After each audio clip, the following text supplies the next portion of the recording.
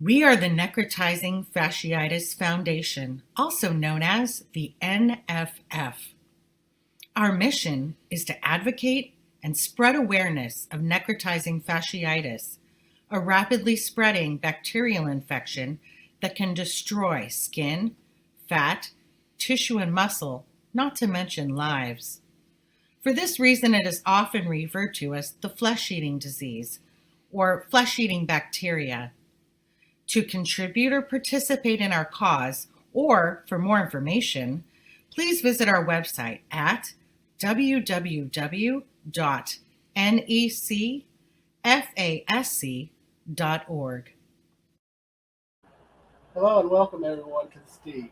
My name is Tim Hayden. I'll be your host for this episode. Our guest on this episode is Stephanie Moore. Stephanie is from Utah. She is a wife, mother, and a necrotizing fasciitis survivor. And she's here to speak about her experience. Let's add Stephanie to the show. Hi Stephanie, how are you? Good, how are you? Doing great. So you want to tell us a little bit about yourself? Well, I like you mentioned, I live in Utah. I'm a mom to 5 kids. My oldest will be 18 in a couple of weeks. My baby is just turned 9, and I'm a musician. I work in the field of education. Yeah, that's kind of the basics. You've got a busy life. Yes, very much so. So we'll just dive right in. You want to tell us how it all started and when it started? Absolutely. So it all started about 7 years ago. I just had my 7-year rebirthday on June 6th. So June 5th, 2015, I woke up first thing in the morning and had a little bit of pain behind my leg. I didn't really think anything of it. I hadn't gotten a great night's sleep.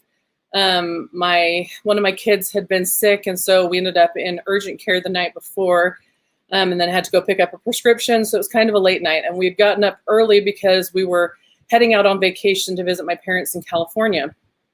And so I just thought I must have tweaked my leg somehow while I was sleeping, slept funny.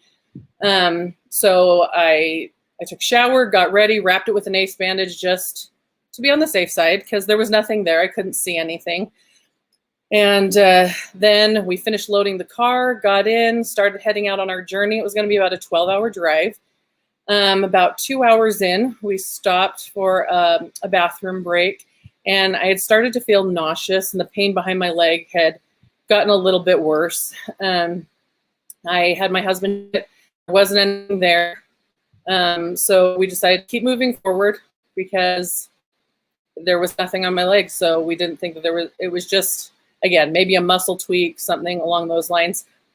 Then we continued our travels, and as we traveled, the pain got worse, and I developed a fever somewhere along the way. I put something out on social media because, everybody always has an answer for something, right? And so I started taking Tylenol, ibuprofen as often as I could. But when I put something out on social media, I actually had several people reach out to me saying, it's got to be a blood clot. It's exactly what it sounds like. That's what your symptoms are. You should get to the hospital. And we were literally in the middle of nowhere at that point, and we were more than halfway past our destination. So we decided to keep going because that made the most sense. It would get us closer to medical help when we got there. But the pain got worse. I went to the bathroom at the last rest stop we stopped at and could not make it back to the car by myself. I could no longer walk on my own, and I had to have my 10-year-old daughter and my husband help get me back to the car to finish the last hour of our trip. By the time we got there, I immediately had started vomiting. We decided to try and figure out where our insurance would allow us to go out of state, and couldn't get a hold of them. Their office was closed. So I was like, you know what? I'm not going to ruin our vacation. We'll call in the morning, first thing in the morning. It'll be fine. And got worse through the night. The pain got worse. But again, nothing.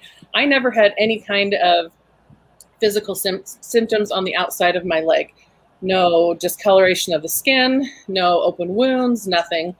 So again, we really just kind of assumed it was a blood clot at that point. So in the morning, we were able to get a hold of our insurance company. They told us to go to urgent care. Went to where they told us to go, only it no longer existed. The building was gone. And so we called them again, and they asked what was happening. We filled them in a little bit, and they said, sounds like a blood clot. Go to the ER. So we went to the emergency room, and my husband ran in to get somebody because I was having a hard time staying conscious at this point. And the pain was just the worst pain I've ever felt in my life. And so my husband came back out with a nurse who took me in. And from that moment on, there was always about 5 or 6 people in the room with me at any given moment. My blood pressure was like 60/30. They did an ultrasound. They could tell that it wasn't a blood clot, but they did not know what it was. And so they said, we're going to take you for a CT. And after the CT scan, I was pretty out of it at this point. And so they told me I was going up for surgery. That's all I knew. That's all they told me. But I crossed paths with my husband as they were taking me to surgery. They were letting him say goodbye to me before they took me in. And I could tell that he had been emotional, that he'd been crying. And he asked me if I knew what was happening. And I just said, well, I know I'm going in for surgery. And that was it. And he and the doctors and nurses were so good about keeping my mind focused on the positive. They never kind of alluded to the fact that things were as bad as they were. I didn't realize that till after I woke up after surgery, but they really kept me in a positive light, trying to focus on the things that are most important to me. And I think that made all the difference. And so after that was kind of, the start of my journey, a couple of weeks in the hospital, months and years of recovery. Do you know how many surgeries they did or debridements? Debridements, I'm not sure. I did have 2 major surgeries initially. Debridements were every day at the very beginning. And then as it started to heal, there was only a couple of times that they had to do that. At one point, my wound started to close too quickly. And so they had to reopen it back up and cut a little bit away there as well. But it was the 2 major surgeries, and I'm unsure on the number of debridements. So after the debridements and everything, did they put you on a wound vac or anything like that? They did. I was on a wound vac for about 2 months. So when I left the hospital, I was able to bring that home with me. I know that it's kind of a love-hate relationship for most people who have those, because they're amazing at what they do, but the constant, they're very temperamental, I guess is the way to put it. And it would constantly be setting off an alarm. We'd have to figure out what the issue was. But I'm very, very grateful for that machine. Did it help you heal quicker, you think? Oh, it definitely did. Because I ended up having to have my leg cut open again a little less than a year after I got sick initially. I'd had some reconstructive surgeries and, still was getting infections every couple of months at least. And I had another one that put me in the emergency room. I ended up septic for the 3rd time. And the doctor said, well, we're just going to have to operate right here, cut it open. And that time it had to heal on its own without the wound vac. And I did notice that it was a much longer process without. Did you have to, with the wound vac, did it cause you any pain or anything while you were on it? I would say the most painful part was taking off the tape and removing the packing from it. The wound vac itself, I don't feel like it really caused pain. It was just the when it had to be changed. Did they do any skin grafts on that? They did not. They really thought that was what was going to have to happen initially. But they kept me on the wound vac long enough that it was able to to heal on its own. When it healed, I had incisions on the back of my leg above my knee and below my knee, so holes there. So when they were able to heal, they were concave. So my calf looked like that instead of like that, and same with my thigh. But they were able to fix that with reconstructive surgery instead of the skin grafts. Did you have it do any aftercare, like physical therapy or anything? I did. It took a while. They did not allow me to start physical therapy until after I was completely done with wound care. So I started physical therapy about 3 months after I initially got sick. And I did that for several months. It made all the difference. I was lucky enough to have a phenomenal physical therapist, and also lucky enough that he had actually seen necrotizing fasciitis once before, about 25 years prior. And I didn't know that there were a lot of the resources out there, like reconstructive surgery, until he started working with me. And he was kind enough to ask me prior, but he asked me if he could use me as a guinea pig, because most of the people in his field had never seen it and more than likely would not see necrotizing fasciitis, but he wanted to educate them just in case they came across someone in their future as well. And I was really happy to be able to do that, to give them a little bit of insight, so that they could potentially help someone in the future. Absolutely. So you want to tell us a little about your support system? Because I know you had a pretty good one. Still do. I do have a very good one. So when I was sick, this is my family. This is us now. And it's my amazing husband. We will be married 20 years in August. And congratulations. Thank you. And our 5 children. Our oldest just graduated. But this is who I traveled out to California with 7 years ago. And so my oldest right there that you see, she wasn't even 11 yet. So I had, the 5 kids, 10 and under, and they were amazing. I was actually just looking through pictures of while we were out there, and all the pictures of me are obviously in the hospital right there. That was the first time that they got to come and see me after I had been sick. Then there was a really sweet nurse who allowed them to sneak into the ICU, and they were able to peer their little faces through the window. I could see their squished noses, and it's one of those things that kept me going, because it was a really, really difficult journey. But these people right here are what makes it worth it. And but the picture of them, that's my baby. And we were really worried about how he would react after not seeing Mom for a while, but they were all so sweet. But we had gone out to California to visit my parents, and my parents were a really, really great support system for us. They kept the kids busy, doing lots of activities, having, swimming and going to the movies and to the mall, just all kinds of little things to keep their mind off of it, so they weren't worried about Mom, and that they wouldn't look back on this memory as just one that was completely trauma-filled. And I'll be forever grateful for that, because I think that made a huge difference. And they actually ended up, when I left the hospital, there were some issues with insurance. And so insurance was like, well, the hospital was saying, insurance isn't going to cover you anymore. You're out of state. We've got to figure something out. So we need to send you back to Utah. And originally they told me I should fly home. But they also told me, the closest airport's about 2 hours from here, and there's no guarantee they're going to let you on the plane because you look terrible.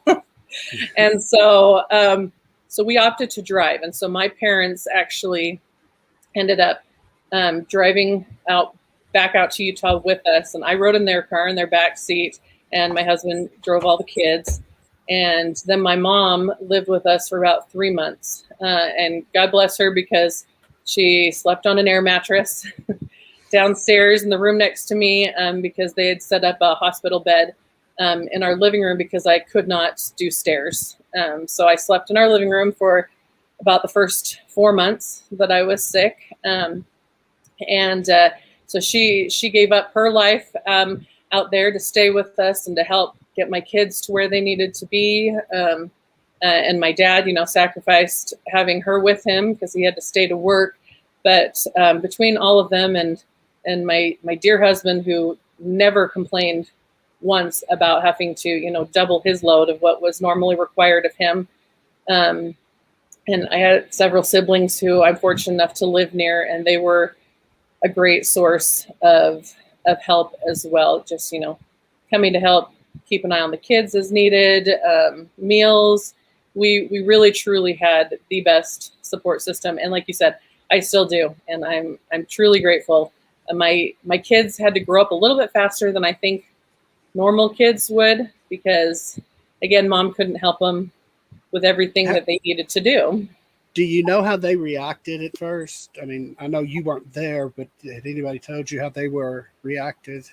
I've had some conversations with them, especially the older ones, since it's happened, and it did impact them, I think, far more than I realized.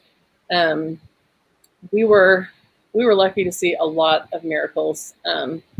Even to as quickly as I was able to leave the hospital, the doctors would come and they'd be like, "There's no reason you should be able to leave yet. We thought you would be here for months and months and months. This is truly miraculous." And I spoke with my kids, and they just said it was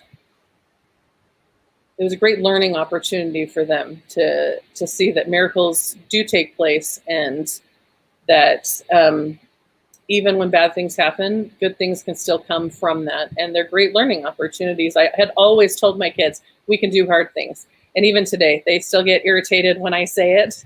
But it may not be easy, and we may not enjoy it. We definitely aren't going to enjoy it. But we can do hard things. And that was a great opportunity for me to show them. And I think it kept me going as well, to show them that we can't just give up when things are hard, because there were definitely moments where that felt like it would be the easiest thing. Right. So are you seeing any lingering effects from it? I think we've gotten a lot better. I have realized, we used to joke that the marks on my leg looked like a shark bite. And we were in California when it happened, and my boys were very, very young. And I didn't realize for a long time that they actually thought that was what happened. So then I had to explain to them what necrotizing fasciitis was, which is a conversation, it's a little crazy when you have to talk to kids about it. But I wouldn't say there's necessarily any negative lingering effects. It's something that we can look back on and have discussions on, and it has continued to affect my health in small ways. I'm so much better than I initially was. But when little things happen, I do think that there's even some PTSD in my kids, that if mom gets sick, everybody kind of panics a little bit. And so I would say that's probably the most negative. Speaking of PTSD, do you have any of it suffer from it from your NF experience, or any lingering emotional, psychological effects from it? I definitely think that I do. And I don't think I realized that that's what it was for a long time. But I used to say that it was the first thing that I thought about when I got up in the morning, the last thing that I thought about before I went to sleep. It just consumed my thoughts. I was going over and over again in my head, like, why did this happen? Could I have done anything different? And anytime I would get a bump in the leg or anything, it kind of send me into a little bit of a spiral initially, because infections were so rampant. I mean, I was in and out of either urgent care or the emergency room pretty regular. They got to know me pretty well the first couple of months after I came home, because it seemed like there was always, like I said, a new infection, or I was septic, or every little thing seemed to trigger it. And so I didn't recognize it, like I said, as PTSD back then. But as time went on, I realized something must be going on, because little things like this shouldn't trigger me the way they are. Smells were a big one. When I would smell something that smelled like something in the hospital, I could feel like kind of that panic setting in. And funny enough, is I didn't learn that strep was in my system for a while, until after like a couple of weeks of being in the hospital.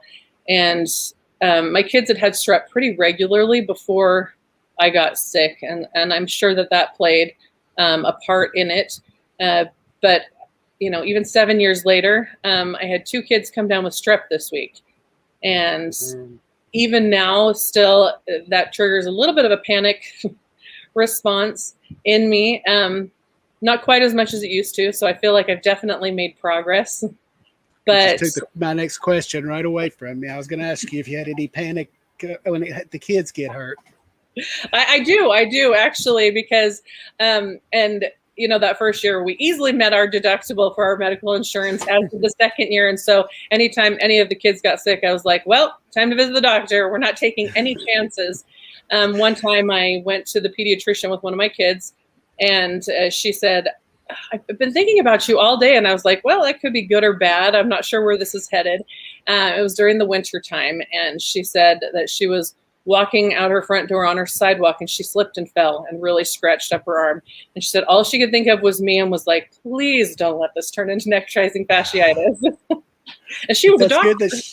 But that's good that she has that in her mind, though. Right. That's what we need to bring more awareness to it, especially in doctors to help save lives. Yeah, that's why I don't mind sharing my story. So we got to talk about your husband, because I don't know him. I've not met him, but from hearing you talk, he's got to be a wonderful man. Wonderful. He really is. So he's a teacher. He teaches choir, and so he started out teaching elementary school, and he gradually moved his way up to junior high, and now he's at the high school level. And so he's working with a lot of kids on a daily basis, and so I think a lot of that goes from, he's an amazing father. He is so good with our children, and relating to other kids too. He's been such a blessing in so many lives, because he just knows how to reach kids and to be there for them. And I think some of what we went through, excuse me, helps with that, because going through all that we did, he had to learn a whole new patience level, because like I said, he took on a lot of tasks that were normally my job, because I was a stay-at-home mom. And so, there were a lot of things that I just did because he wasn't there. And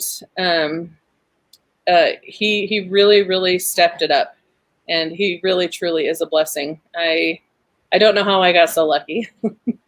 I look forward to meeting him sometime. Maybe he'll do an episode for us. That would be awesome.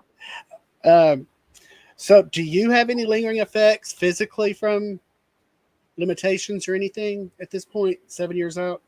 7 years out, I do have some other health issues that I believe probably arose because I had necrotizing fasciitis. Most of the effects that I had at the beginning have gotten a lot better. I used a wheelchair initially, and then I used a walker for about 6 months after that, and then I did use a cane for about 2 years after that. And even with physical therapy, there were some things that were really hard. I could not kneel on my leg for 5 years. So it took me 5 years to learn how to kneel again, and other things like that.